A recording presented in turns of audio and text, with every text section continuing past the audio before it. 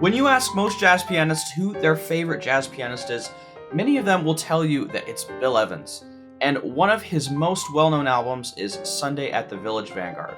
The opening track, Gloria's Step by bassist Scott LaFaro, also playing in the band, is one of those tunes that almost every jazz musician knows, but very few actually play. And there's a good reason for that. It's pretty difficult, even though it may not look it when you're just looking at a lead sheet. I still remember checking this CD out from the library back in the mid-2000s and just listening to it on loop. It was probably one of the earliest influences on me wanting to learn jazz piano. But when I started really trying to learn this tune, I quickly became frustrated and gave up, even after spending a few hours trying to transcribe a lot of Bill Evans' solo on it. It wasn't until just the last few years, when I actually started playing this tune on gigs, that I finally learned how to make sense of it. So in this video, I want to break down what makes Gloria's Step so tricky and how you can start playing it with confidence. Let's get into it. First off, let's start with what trips most people up right away, the form. So when we look at it on a lead sheet, we see that the tune essentially has two sections. An A section that is repeated, and a lot of lead sheets even have this just as 5 measures with a repeat sign, and that's the A section. And then it has a B section that's 10 measures long. Well, what's strange is that while most tunes are built in groups of 4 or 8 bars, Gloria's Step is built in groups of 5. So how do we improvise over phrases that are a weird number of measures, like 5 or even 3 or 7 or 10? Well, we always want to first turn to the melody for guidance. So I'm just going to play the first phrase of this tune to help us get a sense of the phrasing. So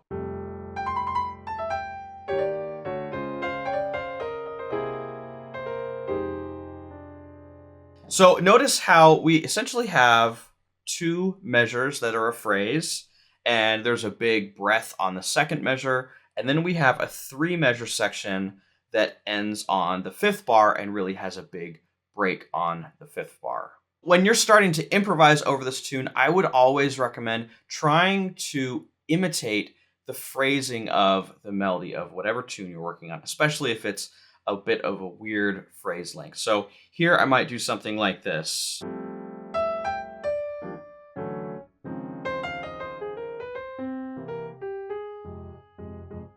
So once again, I took more of a breath on that 2nd bar and then again on that 5th bar. I'm going to do that one more time. So 1, 2, 1, 2, 3, 4.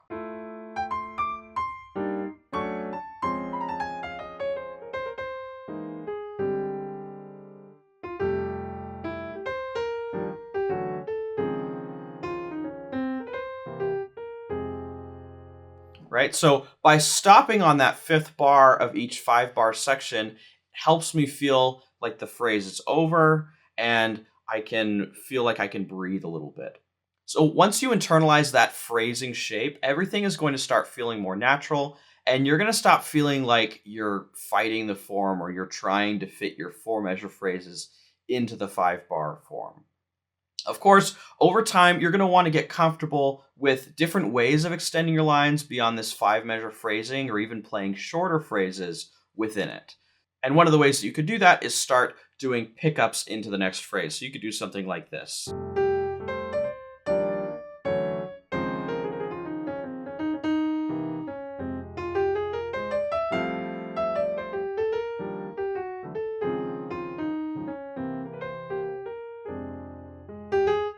Right? So each of those phrases, I still took a break or a pause on that 5th measure, but then I started the new phrase before the 6th measure came in.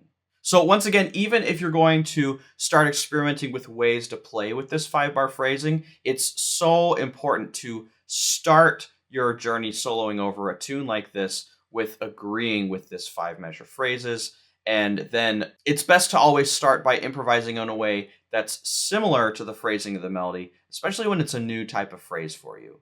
When you do this, your solos are going to feel much more natural and fluid, and it will be easier to develop your solos without getting in your head about this unique form. And really, that's not all. Understanding the phrasing and shaping your soloing around the phrasing of the melody will also help you keep track of the form while you improvise so you don't get lost. So now let's go to the second half of the tune, and this is really where things start to go off the rails and what we'll spend most of our time on. What makes this section feel so unstable is that the harmony doesn't include any of the familiar progressions that we're familiar with, like the 2-5-1s or 3-6-2-5-1s. It seems to be just an unrelated string of half diminished chords. So I'll go ahead and play those first few measures of the second half.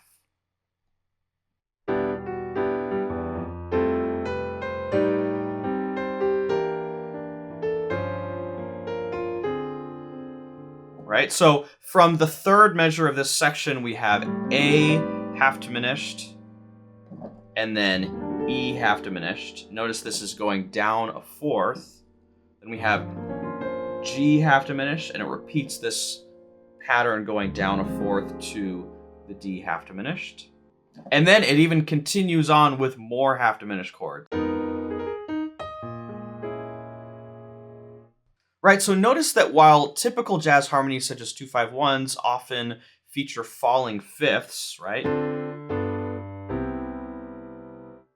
This section features a lot of falling fourths, as well as darker chord qualities like our half diminished chords, which makes me at least consider a connection with the negative harmony that's been talked about so much in recent years by Jacob Collier and others on YouTube and other channels. Negative harmony. Negative harmony. Negative harmony. Negative harmony. Any chord in any key has a reflection, a polar opposite. Essentially, one of the main ideas of negative harmony is that instead of having a 5-1 progression, we have a minor 4 progression that resolves to a 1 progression. And this is interesting because our half diminished chords are essentially an inversion of minor 6 chords.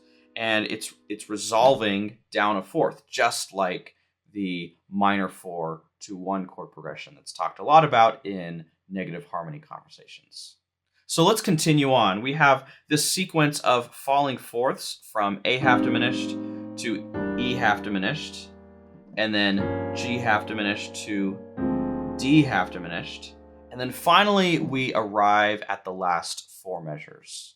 And most of the older lead sheets I've seen for this tune are so desperate to find something familiar that they change all 3 of these last 3 chords to dominant chords. So a lot of people will say that this chord is like a G7 alt, and then this chord is a C7 alt, which actually works with the voicings that Bill Evans plays here. Bill Evans plays this chord, which could absolutely be a G7 alt voicing if you put G in the bottom.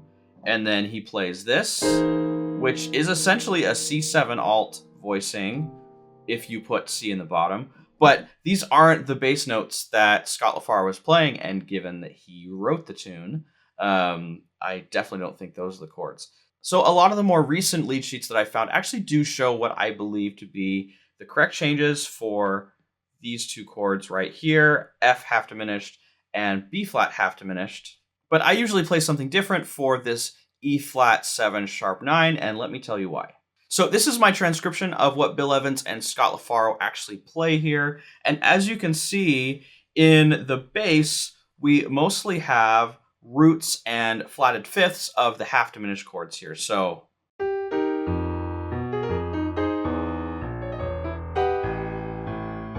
and he does hint at the E flat, but throughout this whole section, he's going to the A repeatedly, and it's also the lowest note. So when I play this, I'm typically playing an F half diminished, and then I'm playing a B flat half diminished, and occasionally I put this over E because that's his lowest note here, and then almost always I'm playing an A13 sharp 11 here.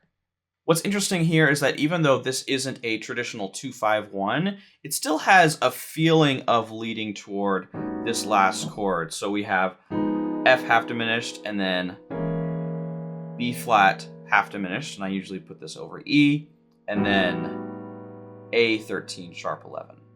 Because there's this clear sequence of half diminished chords put back to back, and then also this pattern with the last 4 measures in the tune, it definitely feels like this is a more ungrounded, negative harmony version of a 2-5-1 that Scott LaFaro may have been experimenting with, or maybe he just liked half diminished chords.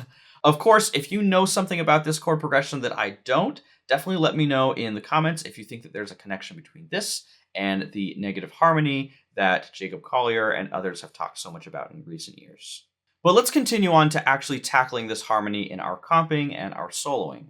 So now that we have these chords for the second half, how do we make sense of these in terms of our comping? Here's what I recommend. Whenever you're learning an unfamiliar chord progression, it helps tremendously to have a few voicing systems that are fallbacks. What I mean by a voicing system is not just that it's a type of voicing, but they are groups of voicings that are within the same voicing family that we can easily go to. These should be voicings that can be adapted for any chord progression and are fairly simple. One that's great for keeping your right hand free and just practicing soloing that I use quite a bit is just left hand shells, root third and root 7 shells. So here's what this section would sound like with these.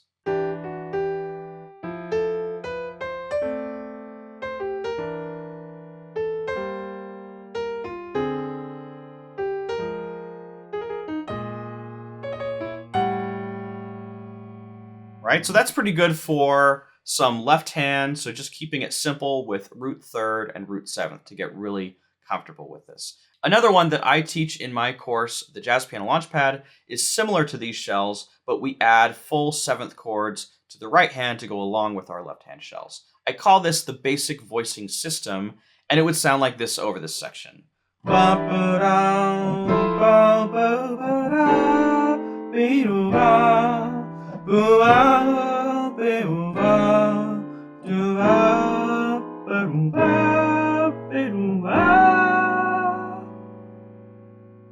The next thing I would do is practice those rhythms while comping. We want to make sure that we can actually comp with good phrasing. So I do something like this. 1, 2, 3, 4.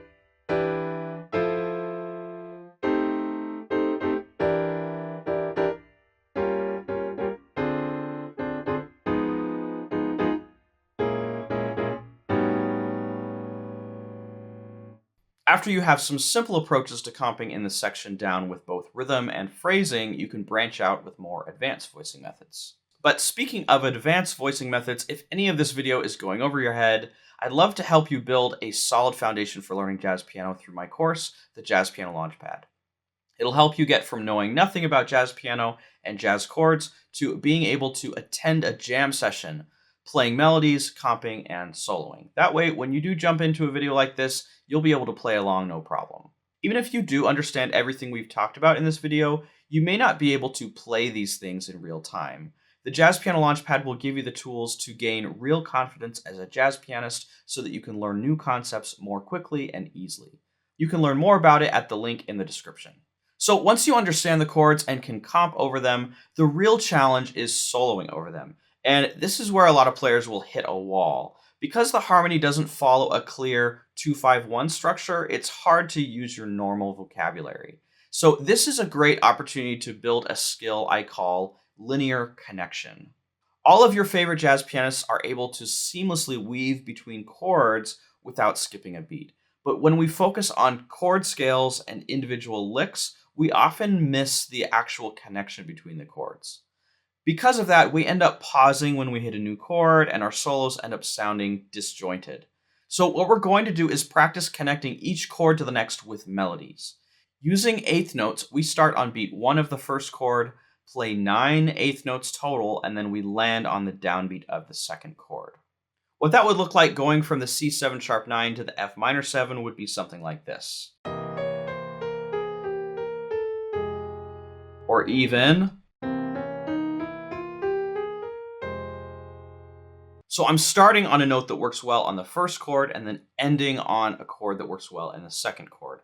Doing this exercise on the half diminished chords in this section would look something like this. So I'm going to start on C, the third of the A half diminished 7. I'll actually start down here. And then I want to land on the B flat of the E half diminished 7. So we'll do something like this. Right? Notice how I just did a scale up. And I know that I have beats 4 and the end of 4 before my downbeat. So I knew that I had to fill in something there. So there's one option. I could do something like this. Right? That works well too. Right? So I come up with a lot of different ways to go from one chord to the next. So that completes my first connection from the A half diminished to the E half diminished. And then I just move the goalposts from the E half diminished to the G half diminished. And so I could do something like this. So I'm going to start on the D of the E half diminished, and then I'm going to land on the D flat of the G half diminished. All right, let me come up with, this is a tricky one, so I'm going to come up with a few different options.